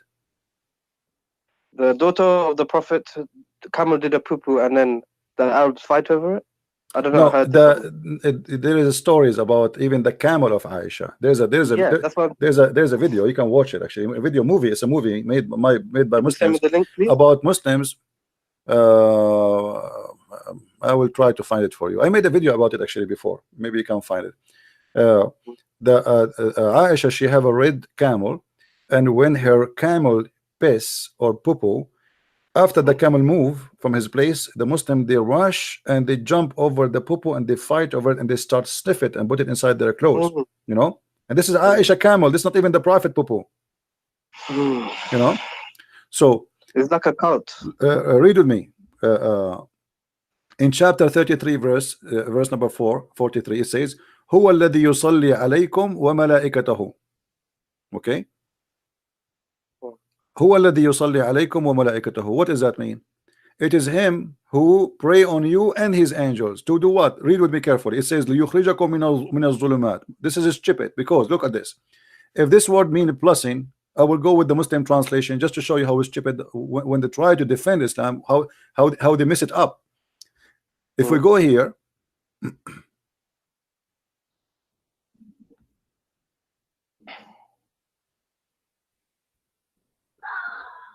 read with me. This is the Muslim fast translation. It is He, which means who is Allah, is who send a blessing on you, as do His angels, that He may bring you out of the depth of darkness. Look at this madness. Have you ever heard of somebody sending a blessing to someone he is in the darkness, and that may make him go out of darkness? That's stupid. It's like hope. No, but no. If I say you are blessed, you see, isn't it the Muslim? They say if Allah wants something to be, He say be is going to be. Okay. No, but it's not. It's a test. Life, like Muhammad was still. No, my friend. When I say I blessed you, Do Allah bless me right now? He's blessing me. Okay, is Jesus blessed? Is Jesus blessed? We see when we say the blessed God, because he is the blessing himself. He is the blessing for the world. You see, he is the blessing. He is the blessing of the world. He is not about being blessed. He is the blessing. You see, Jesus is different from anyone. Let me explain to you. Jesus is a miracle. Jesus is a miracle. God is a miracle. Jesus is the word of God. He is the word, and he's a man in the same time. Jesus is the blessing for the world. He is not the blessed. He is the, when we say the blessed God, for he is the blessing. He is the source. Like we say, the spring of a blessing. He is the blessing for the world. So he is a blessed, yes, because he is the blessing. But look here, my friend. No, listen carefully. You know, in the Bible, my friend, in the Bible, it says that God is not a man. God is not a man who lie. Yeah, God is not a man who lie. And we believe that God is not a man. Who told you that God is a man? Jesus is a man. What believe, my friend, you see, the problem Muslims don't use their brain too much. We believe that God became a man, not man became God. When you say God is not a man, that means God is not a man. Secondly, when we say that God is not a man, read the rest of the verse. It says God is not a man who lie. So they are speaking about that every man lie except God. God does not lie. Okay. Jesus never lied. Never. But when he said that I will come back in the time of the apostles, that I shall be with you and all that, and then he didn't come. Like, he is with us always, my friend. You see, the Muslims, they quote for us verses about the Holy Spirit. They say the Comforter. Have you ever heard of it? Yeah. Okay. Jesus, he said clearly that I will be with you in the Spirit. So Jesus, we believe in the Trinity. So Jesus go, he is with us. He said, every two of you mention my name, I will be between them, which means I will be the third. So Jesus, he is with us until the judgment day, until he come back again. Okay, so let me ask you a question. Hold on. Here what we see in the front of us, that Allah is sending a blessing. May he take you out of darkness. How that can happen? How that can happen? May he? Yeah, what may? If I blessed you, is that a may? Okay. Okay, let's make it simple for you. If I say to you, I will make you healthy, and then I say, so may you come out of sickness. That's stupid. I make you healthy already. If I promise you health, God said in the Quran he will not do any miracles. That's why God said he's not going to do no miracles for Muhammad. So, he's not going to show signs. But here what I'm trying to show you is not about a miracle. I'm showing you, if this is a blessing, how this can blessing be? This is not a blessing. Allah he pray on you so you may go out of darkness. It's the same as any man. This is what the word here. They translate the word salah to blessing. Are you getting it? Yes. It's the same. I mean, pray for you so you may know the truth. So look what happened. Why would God pray? It doesn't make sense. Why would Muhammad say that God prays on him? He knows Arabic. Muhammad is Arab, so he knows Arabic. So why would he use the same word salah? Because you know the stupidity is there. I mean, should I make him smart for you? I don't know what to say. Okay, here Allah he sent a blessing. This is not a blessing, this is salah, and the proof of that, so you may bring out of darkness. May, it's a wish, right? So here he made salah. I pray for you so you may. That makes sense now, right? Yeah. Okay, now we continue. If we go in the Quran in different places, just to show you that you are talking about things does not make sense. I mean, what is in Islam makes sense. If we go in the Quran, huh? No, carry on. Okay, if we go in the Quran from the beginning of the Quran, what the first verse in the Quran? Surah Fatiha. What it says? What it says? When you open the book, you mean the physical book? Yeah. Surah Fatiha. Alhamdulillahi Rabbil Alameen. No, start from the first verse. Bismillahir Rahmanir Rahim. Okay, who is the one who's talking? In the name of Allah. Okay, how Allah is talking, yet he says in the name of Allah. No, Bismillah is not part of the Quran. It is what we say. We say this. This is for the Muslims to say. No, my friend. No, my friend. This is Allah talking, my friend. This is Allah talking. He did not say. No, you see in the Quran, when Allah he wanted to say, he say qul. I can show you tons of places. Okay, here he did not say qul. This is why you see. This is not part of the Quran. This is why you see some writers of the Quran, they refuse to add this chapter in the Quran because this was a prayer made by Muhammad. Ibn Mas'ud said, yeah, this Ibn is Mas'ud, he refused to add it. Why? Muhammad here is trying to copy the prayer of Jesus, where he told, when they asked him, Jesus, how we pray? He said, our Father out of heaven. And you will notice here with me, there's a lot on here is trying to say the same. And then he says, praise be to Allah, the sustainer of the world, most gracious, most merciful. Well, you just said that here. Why you are repeating the same thing again? That's silly. Then he says, master of judgment day, thee do we worship and thin aid we seek. Why Allah want to say such a thing? This is just a prayer. We know this. It's just you see, okay, how we go? Okay, you just say this is a prayer, right? Yeah. Okay, how you know it's a prayer? Because it's a wish. It's a wish, right? It's a wish, yeah. It's a wish. Isn't it the same as the verse I showed you previously? May you go out of darkness. Yeah, but in the Quran it says, Rabbana atina it teaches us dua. No problem. No. That is dua. No problem. But the one is talking here is who? Is Allah. Allah is speaking about his action. Allah in the verse before this one I showed you, Allah is speaking about his action. My friend. No. When I said to you, Huwa alladhi yusalli alaykum wa malaikatahu, chapter 33, verse number 43. Yeah. It is he who pray on you and his angels, so you may get out of your darkness. You remember? Yeah. So here we go. The salah. I said to you, how do you know that this is salah? Because it's a wish. It's a wish. Yes. It's a wish. Yeah. Yeah. Okay. If Allah is God, He don't make a wish. He say be is going to be. That's it. So this is obviously is a salah. Now, if we go in the Quran and we try to find how Muhammad present his God for us, how Allah this God he function. Can you find any place for me to explain to me how does God function based on the Quran? What do you mean? Well, what do you mean how he function? I mean, how he understand things. If we go to the creation of the Quran as an example, creation of the earth and the heaven. Do you not reflect? He tells you to be logical. Quran is very logical. Logical? Okay, name for me one thing is logical in the Quran. Go ahead. One thing that's logical. Just one. Just one. A challenge between me and you. Just one thing is logical. Like do not eat pork. Do not eat pork. Okay, let me show you how stupid that is. Why? Because if you say to somebody don't eat pork, you should explain why. وَإِنَّمَا حُرِّمَتْ عَلَيْكُمُ الْمَيِّتَ وَالدَّمُ وَلَحْمُ الْخِنْزِيرِ. Why? Chapter 2 verse 173. You said you are the one who said it is logical, right?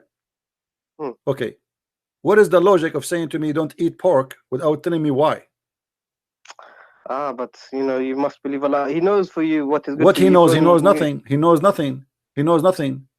We can prove it easy. No, he knows nothing. No, my friend. Let me show you how funny the logic of Allah. If we go in the Quran, in the beginning of the Quran, we will find this.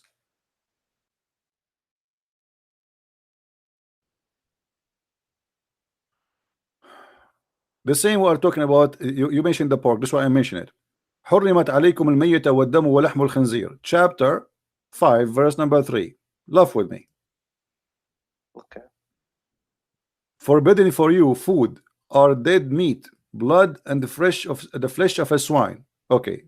He is repeating the same thing. And look what he says here. Here you will see the logic of Allah. This day I have perfected your religion for you, completed my favor upon you, and chosen Islam for you as religion. Okay, hold on. This is a chapter 5 verse number 3. Okay. How Allah completed Islam for us. That's it. Islam completed by saying I forbid you from eating pork. This is Islam. Well, it's not like it's in context, my friend. My friend, it's so clear in front of you. It says today. This is my translation. This is the Muslim translation. This day have I perfected your religion for you, completed my favor upon you, and have chosen for you Islam. No, it's because the people that put the Quran together, they put it in the wrong order. They don't know the order. They just did anything. Thank you very much. Now, do you agree with me? If you put things in the wrong order, this is a corruption? I agree with you, yes. Okay, so how the Muslim, they lie to us and they say Quran is preserved? This is a new fabrication because before this wasn't the Islamic. All right, hold on. But do you have the other one? It's not fabricated. Do you have the other book? Is the only book you have is this one? So it's fabricated. These are tablets in heaven. We don't have the right ones. Huh? We don't have the correct Quran because okay. So the Quran is gone. So there's no Quran. There's no Quran. Secondly, today, this day, I have perfected your religion for you is something Muhammad should say at the last day of his life. Yes. Jesus, when he was on the cross, he says it's completed. That's it. It's completed. It's done. Muhammad, if this is what he said, if he said that, if Muhammad said that, he says, this day have I perfected your religion for you, completed my favor upon you. Now, if the Muslims, all of them, they agree, and I showed you before that the Muslims, they say, if we agree upon something, there's no way it's going to be misguidedness. How they agree upon this?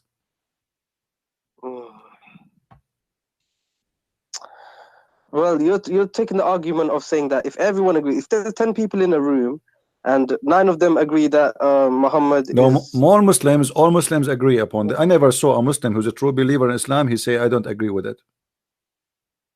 Because Islam is a blind religion. You have no right to question. I gave you the verse. We start with it where Muhammad, he says, whatever the Prophet and Allah decide, you take, right? Okay.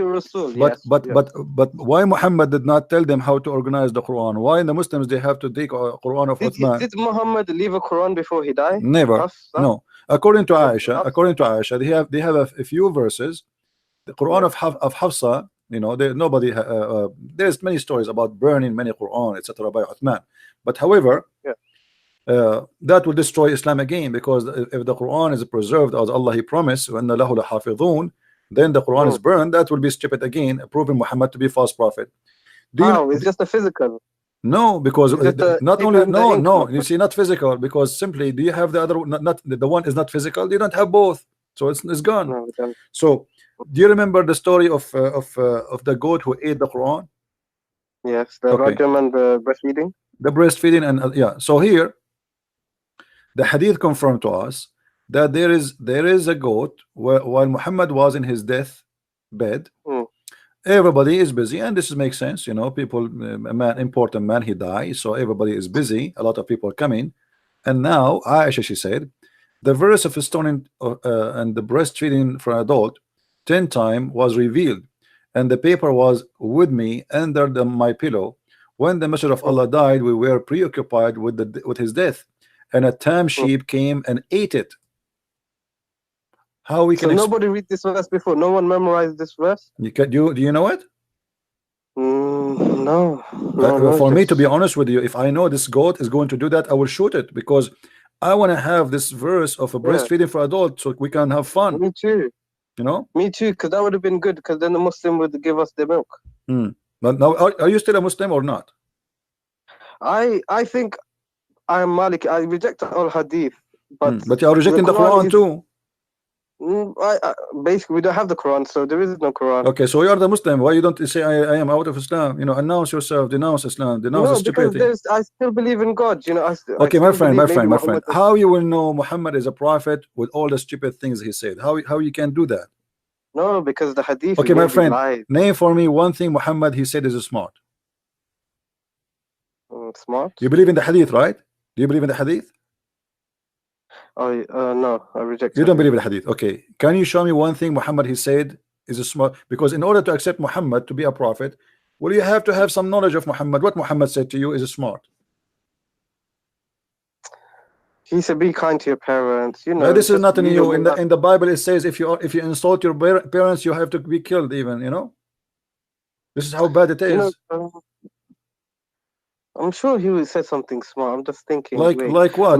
Let me show you. Let me show you how smart your prophet. A man who is a man who is a blind.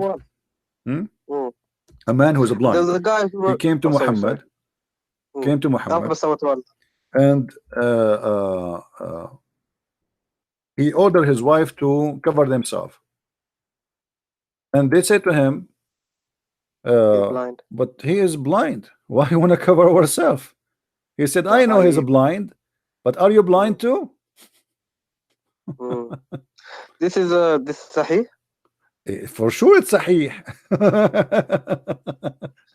Why would Muslims keep this in their books like for all these years? Did they not reject this? My friend, ask yourself the same question. Why you still believe in Muhammad now? He's a prophet.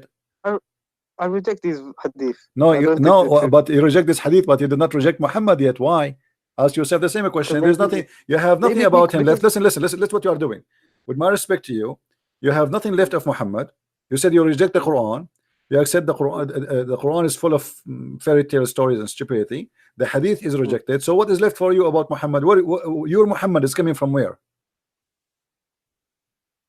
Muhammad is just a messenger. He's not. This is another question. Messenger about what? Where is the message? In order to accept him to be a messenger, where is the message? Where we can find the message of Muhammad for you? If you take away the man and the book, you have nothing left. My friend, you are trying to avoid. You see, you are trying to avoid to answer a question. No, I agree because now you have so where is Muhammad for you? Why you say I still believe in Muhammad? The seerah. The seerah is more full of garbage. I mean, the seerah is the most horrible. The biography of Muhammad is Ibn Hisham. They write about Muhammad Ali. My friend, you see, Ibn Hisham, when he wrote his seerah, he said that anything is not suitable for the prophet, we take it off. And now after he filter, after the filter, still Muhammad looks so bad, so disgusting. So now where you got your prophet from? You want to believe in Muhammad. Where you want to get him from? The books of seerah is a joke, full of garbage about Muhammad. The book of hadith is full of garbage. Like maybe kuffar, after he died, they made up bad stories about him to mislead. Like shaitan can, make people tell lies in the hadith. This is why. This is not my problem now. You have a problem, my friend. You are still saying Muhammad is a prophet. He's a prophet. Okay, what is a prophecy for Muhammad? A prophecy. In order to call somebody prophet, you have to be a prophet. In order to call you dentist, you have to work in teeth. What prophecy did he say? Let me think. Let me make a prophecy. As long as you are thinking, let me tell you. By the way, I'm a prophet too. Quran, it says the Quran, the Romans are gonna win the war. Whatever that prophecy. That is stupid prophecy. Let me tell you why. The Roman is fighting with the Persian for 300 years. Yes. So the war will not stop until one of them will be victorious. And look what happened. Muhammad, he said, Muhammad, he made a mistake. The luck is not helping him. He said, "Fi bid'a sinin." Bid'a is a 3 to 9. When you say bid'a, it's a word means 3 to 9 maximum. Okay, maximum is 9, minimum is a 3. But the Roman, they did not win in 3 to 9. It took them a lot longer. So and the story itself is very stupid, because you see, you are mentioning to me things will make everybody laugh. It's your fault. If we go to the chapter of a room, it says Huzimat al-Rum, Ghulibat al-Rum, chapter 30, verse number 2. Let us go there. Okay. Alif Lam Mim. What Alif Lam Mim? The Muslim, they say Allah knows best. Leave that one for alone.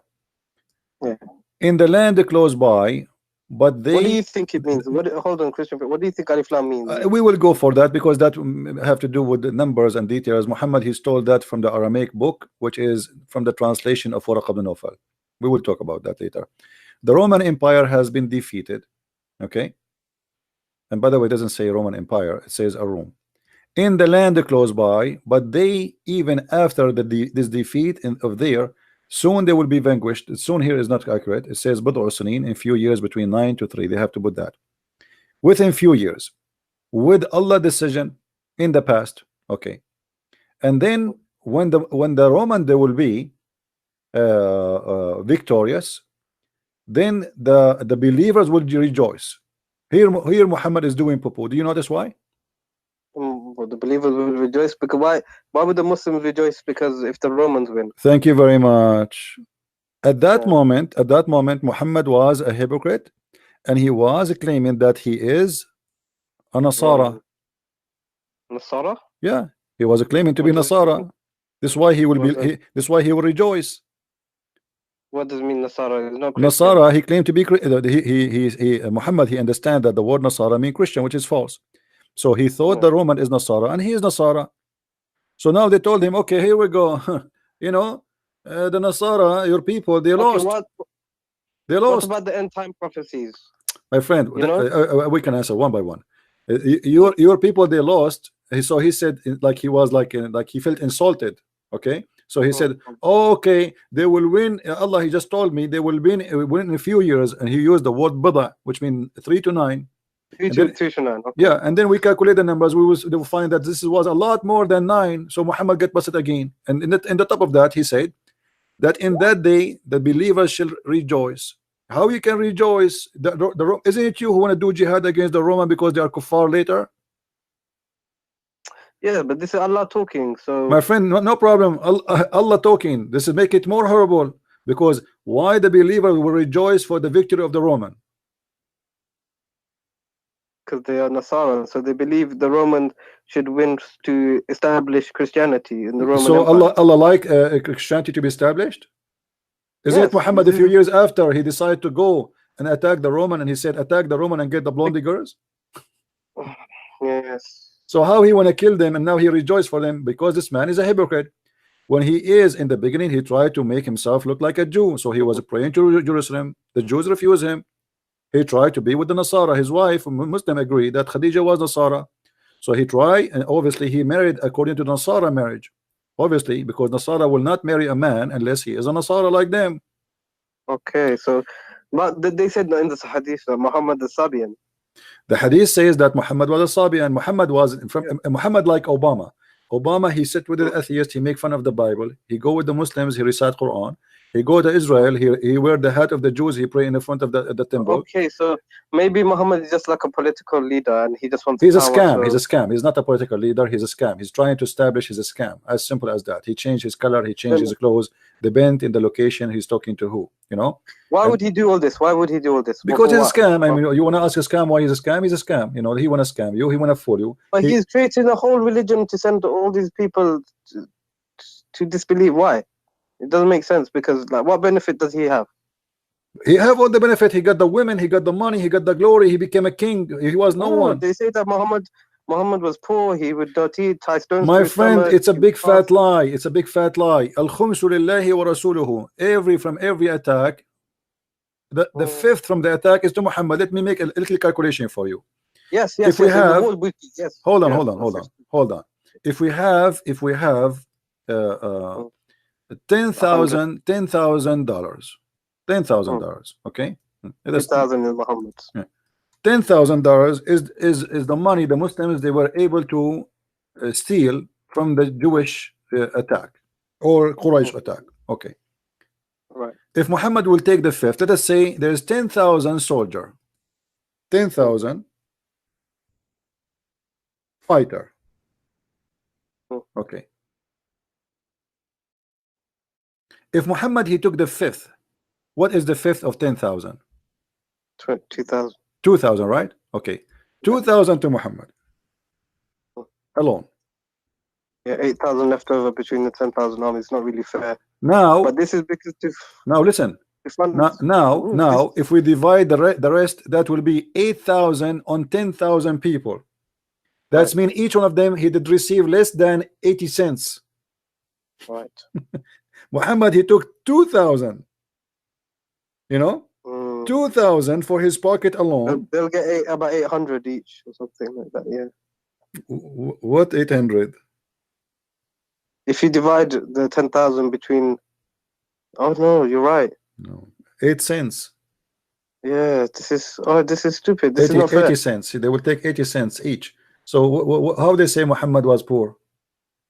What is the poor? What did he do with the money? If Muhammad, my friend, what he do with the money? The Muslim they lie to us. They say Muhammad, Aisha, she received 100,000 piece of gold as a gift for her marriage, you know, occasion. Aisha, she insists that Muhammad, when he come to the house, only there they send the gift. People send gifts non-stop. That's a lie. Imagine you. Do you accept really? Hold on. Use your logic. Wait, hold on. Listen. Use your logic. Do you think really that Muhammad is a leader of more than 100,000 people, fighters, including their family, which means that we did not add the number of the family, and then Muhammad himself he have no food, and Muhammad himself have no money, but yet he have 13 wives, he have tons of slaves to feed, and he have the fifth from every attack. And the Muslim, he cannot even come to Muhammad without paying him in a private consultation. Really? Sure, the Quran says that. You don't know that? Oh yeah, I did. Oh yeah, I remember. Yeah. You cannot meet with Muhammad. If I am Muhammad now, the meter will be charging. You know, you will be like a $2,000 already. You know, so if you want to meet with Muhammad, before you meet with him, Muhammad, imagine Allah, he made a verse like this. Why would people follow him then? Why would people, if they are poor themselves? My friend, who follow him? You know, the one who follow Muhammad as the gang, Sa'alik. Have you ever heard of Sa'alik? Yeah, the people who raided the caravans. Yeah, those are the Sa'alik. He wrote a letter to the Sa'alik of Tuhama, saying to them, Assalamu alaikum wa rahmatullahi wa barakatuh min Muhammadin, etc. to the Sa'alik. If you obey me, if you join me, you have my protection. If you make me your leader. Again, Sa'alik, the outlaw. Like in America, they show you outlaw, a bunch of bandit thieves. Yeah, bandits. Those are the one who joined Muhammad, and this is the one who scared the hell of everybody around him. And those are criminals. They are tough. This is what they do for a living. You know, if you have, like if I bring to you now 10 men from the Italian mafia, and we are 50 good men, who is the one who will scare who? The criminals. They are criminals. They don't have any ethic. So Muhammad, he used them, and he's about money. They like that, so he told them. This reminds me of the jizya, because I was thinking about jizya. Why do we charge the Christians and Jews for jizya? And now that you tell me this, it makes sense. It's all about the money. Yeah, the jizya. See, Muhammad, he wanted the jizya because he wanted to make money. If he cared for God, he should not allow the Christians. Yeah. If I am a prophet who is fighting kufr, how I accept the Christian to worship the wrong God just by paying me money? Do Allah need money? You know? No. That's false. Anyway, my friend, I invite you to say Islam is a false religion right now, and I invite you to accept the Messiah if you wish to do so. Choose one of them. Which one you want to do? Which one you want to do first? I think I want to study a bit more. But don't you want to denounce Islam first, to say Islam is false first? I don't know, because I already said, like, I'm iffy about the Quran and I reject the Hadith. But so you are out of Islam. So thank you very much. You are out of Islam. I'm so happy for you. Feel free to call me anytime you want. We will give a chance for more callers to call. You know. Yeah, because I wanted to talk a different debate. Okay, you can text me next time if you want to talk. Okay. You can text me. I don't text people. I text you back because you said to me you want to talk to me. That's why I do. All right. Okay, I'll text you. Feel free to call me anytime. No problem. Thank you. Now I see some Muslims in the text. They are calling us bad words. Why you don't call me, my friend? Who is the Muslim wanna call me?